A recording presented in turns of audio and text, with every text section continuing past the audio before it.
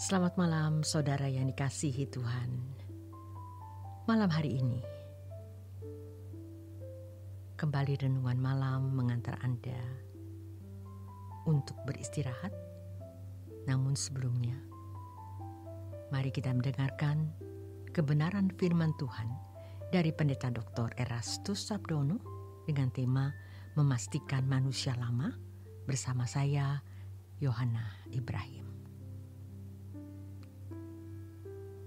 Saudara, kalau Alkitab berbicara mengenai kematian dari manusia lama, hal itu menunjuk kepada kesediaan untuk meninggalkan sama sekali cara berpikir, pola hidup, dan gaya hidup yang tidak sesuai dengan kehendak Allah.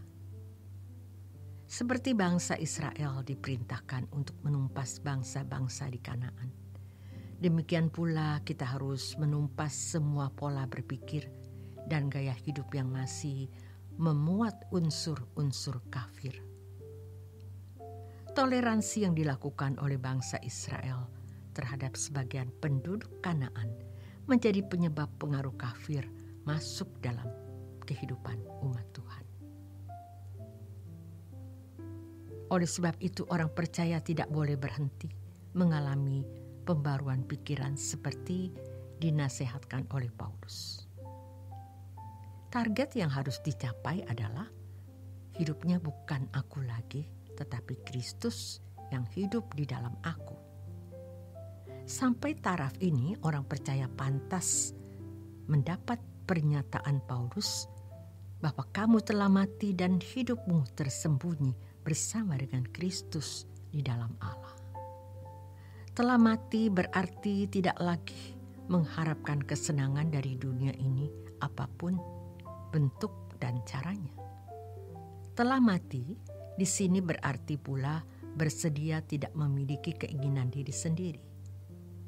Semua keinginan yang ada pada kita harus berkepentingan kerajaan Allah dan kesenangan hati Tuhan. Kepentingan kerajaan Allah adalah mengusahakan agar orang-orang dibawa mengenal Tuhan Yesus dan kebenarannya, serta bisa bertumbuh menjadi sempurna seperti Tuhan Yesus. Dalam hal di atas, orang percaya harus menyediakan bejana kosong dan membuka diri untuk diisi oleh Tuhan Yesus.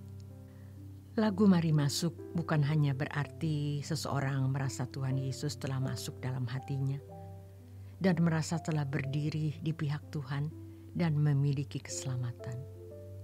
Itu merupakan pernyataan agar Tuhan Yesus masuk dalam hati, yang berarti juga adanya usaha keras untuk mengosongkan bejana hati dan mempersilakan Tuhan Yesus memenuhi diri kita dengan pikiran dan perasaannya. Pikiran dan perasaan Tuhan terdapat pada kebenaran firman atau logos yang murni dan suara Tuhan atau rema melalui pengalaman hidup konkret yang dialami orang percaya. Semakin penuh bejana hati kita dengan kebenaran firman Tuhan, seiring dengan itu, semakin terbuang semua konsep dan pola berpikir yang tidak sesuai dengan kebenaran.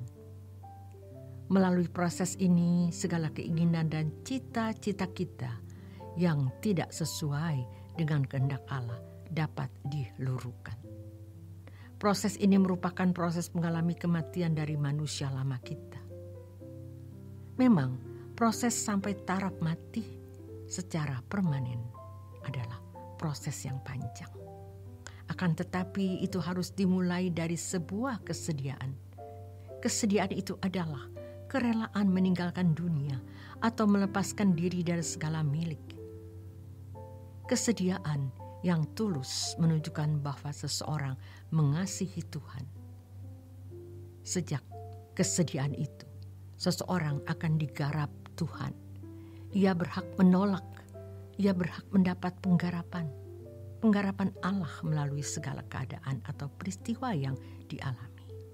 Tanpa kesediaan yang tulus atau sikap hati yang mengasihi Tuhan dengan benar, seseorang tidak akan mengalami penggarapan Allah. Itu juga berarti proses keselamatan tidak bisa berlangsung dalam kehidupan orang tersebut. Dalam hal ini, respon manusia sangat menentukan. Sebab hanya orang-orang yang mengasihi Tuhan yang akan mengalami proses keselamatan, sehingga menjadi serupa dengan Tuhan Yesus. Tuhan tidak akan menggarap orang yang tidak menghargai kasih karunia-Nya. Ajaran mematikan nafsu dan segala keinginan semacam ini juga terdapat dalam berbagai agama. Mereka yang berani melakukan hal ini akan menjadi orang-orang yang unggul luar biasa. Kalau mereka sanggup melakukannya, mengapa kita tidak berani melakukan? Kita bukan hanya mematikan nafsu dari segala keinginan, artinya mengosongkan diri belaka. Tetapi kita mengosongkan diri untuk diisi oleh atau dikuasai oleh Roh-Nya, sehingga kita bisa memiliki kepribadian seperti Tuhan Yesus. Suatu hari, bila kita berjumpa dengan Bapa, Ia akan menemukan pribadi anaknya di dalam diri kita. Raksasa ini harus segera dimatikan agar tidak menjadi sosok yang tidak pernah bisa ditumbangkan.